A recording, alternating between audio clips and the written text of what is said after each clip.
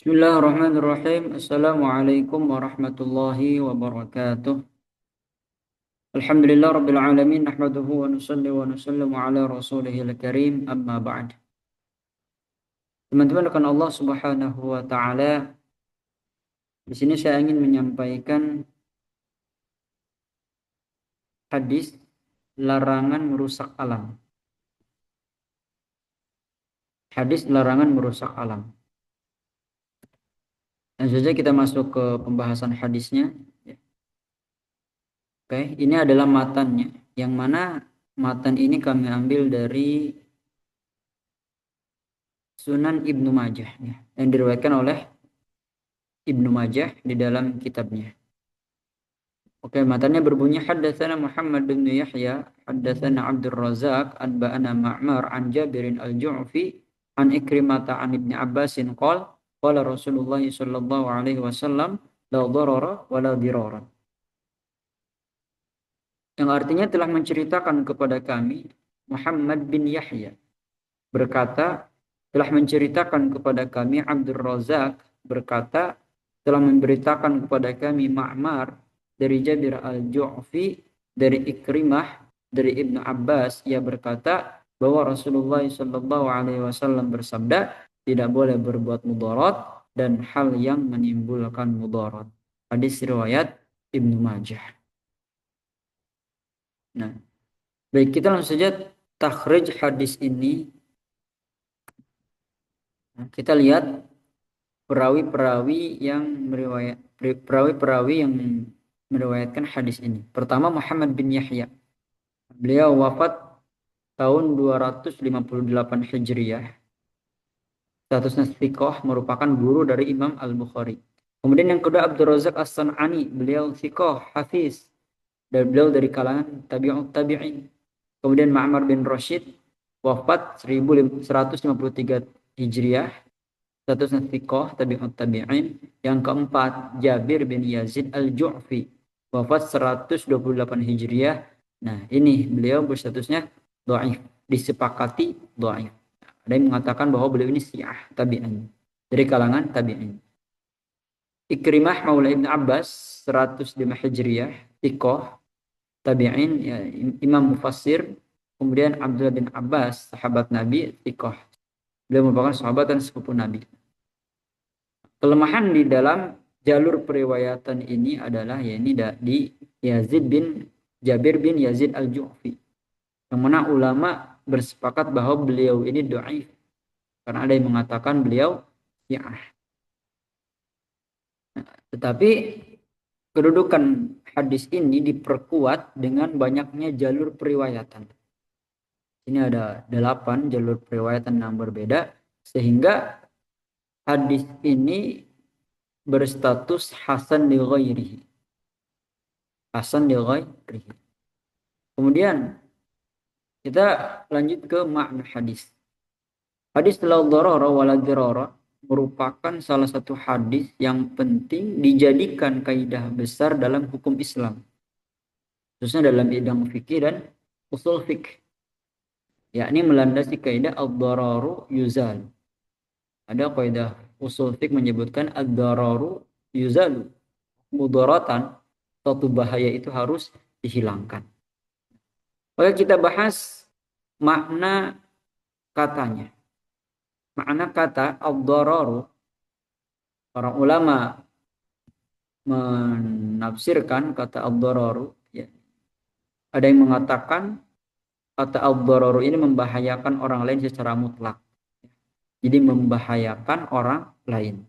Yang kedua ada yang mengatakan ad-dararu ini sesuatu yang bermanfaat bagi diri sendiri, tetapi membahayakan orang lain. Jadi manfaat buat diri sendiri, tapi berbahaya untuk orang lain. Kemudian yang ketiga ada yang mengatakan kata ad-dararu ini yaitu membahayakan orang lain yang tidak membahayakan kita, membahayakan diri sendiri. Intinya kata ad-dararu ini membahayakan orang lain. Kemudian kata al-dirar, ada yang mengatakan bahwa maknanya adalah membahayakan orang lain dengan cara yang tidak disyariatkan. Tadi membahayakan Ini ditambah membahayakan dengan cara yang tidak disyariatkan. Kemudian dia mengatakan sesuatu yang tidak bermanfaat bagi diri sendiri dan membahayakan orang lain. Udahlah tidak bermanfaat untuk diri sendiri, ditambah itu membahayakan orang lain. Dan yang ketiga mengatakan bahwa ad-dirar, yaitu membahayakan orang lain yang telah membahayakan kita dengan cara yang tidak disyariatkan. Membahayakan orang lain juga membahayakan kita, juga caranya itu tidak disyariatkan, melanggar syariat. Itu makna katanya. Makna kata dari hadis ad-darar la darara wa la dirar. Kemudian penjelasan hadis ini bahwa syariat Islam memerintahkan manusia untuk menjaga diri dari bahaya dan kehancuran. Kemudian para ulama menjelaskan adanya 7 bentuk doror, 7 bentuk bahaya yang harus dihindari. 7 bentuk bahaya yang harus dihindari. Yang pertama, ad-dararu dini. Bahaya yang terhadap agama. Seperti menjauh dari ilmu agama, mengikuti ajaran sesat, atau menciptakan bid'ah yang merusak akidah. Maka ini harus dihindari. Yang kedua, ad-dararun nafsi. Bahaya terhadap jiwa. Misalnya, mengkonsumsi narkoba, jelas. Itu membahayakan diri sendiri. Merokok, atau melakukan perbuatan yang mana itu mengancam keselamatan diri, berbahaya untuk nyawa manusia. Kemudian ad-darar akli, bahaya terhadap akal. Seperti minum khamar yang mana khamar itu merusak fungsi akal dan meninggalkan kewajiban menuntut ilmu. Yang ketiga ad-dararul mani, membahayakan harta. Seperti hidup boros, mencari nafkah dengan cara yang haram, atau menjanjakan harta yang tidak berguna. Kemudian ad-dararu al-badani, bahaya terhadap tubuh. Yang misalnya memakan makanan berbahaya, melukai diri karena emosi, atau melakukan kegiatan ekstrim tanpa alasan syar'i. Kemudian ad-dararun nasli, bahaya terhadap keturunan, ya. Seperti melakukan vasektomi tanpa alasan darurat, merusak garis keturunan atau pernikahan beda agama.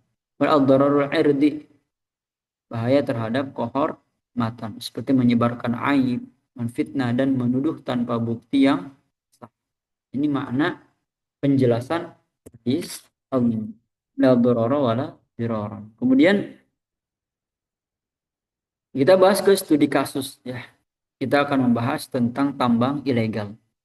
Penambangan tanpa izin, ya, masih marak. Di Indonesia banyak sekali penambangan ilegal. Seperti di Kalimantan, Sulawesi dan Papua, Sumatera. Jelas aktivitas ini merusak hutan, ya, mencemari sungai dengan limbah merkuri, memicu banjir dan longsor, serta menimbulkan konflik dengan warga lokal. Negara juga dirugikan karena kehilangan pendapatan dari sektor tambang yang seharusnya terkontrol dan berizin. Kemudian, apa dampak dan hukum tambang ilegal ini? Pertama, dampaknya merusak lingkungan, jelas, ya. Tambang merusak hutan, merusak sungai. Ketika hutan ditambang, maka pasti pohon-pohon ditebang. Kemudian tanah menjadi gundul sehingga menyebabkan banjir.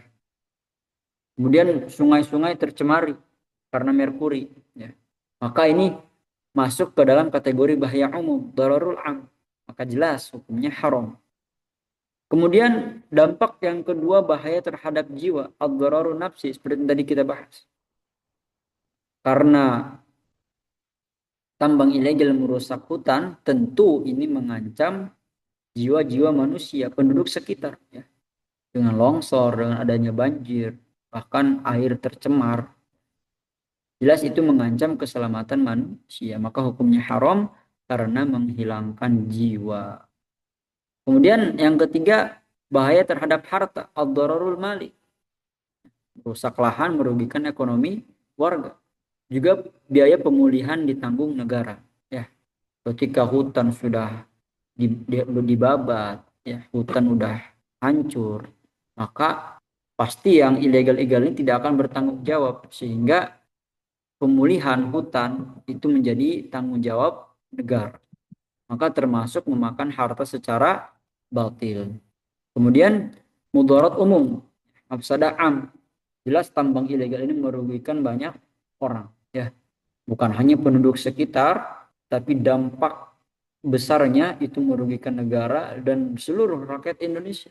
Maka dalam fikih dararul mafsadah am, mudarat yang umum ini lebih diutamakan untuk dicegah.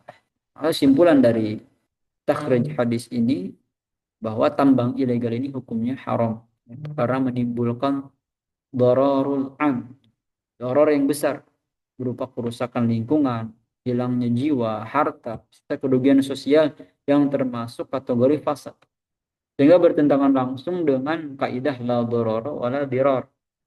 Pelakunya layak dikenai sanksi ta'zir karena dampak destruktifnya luas.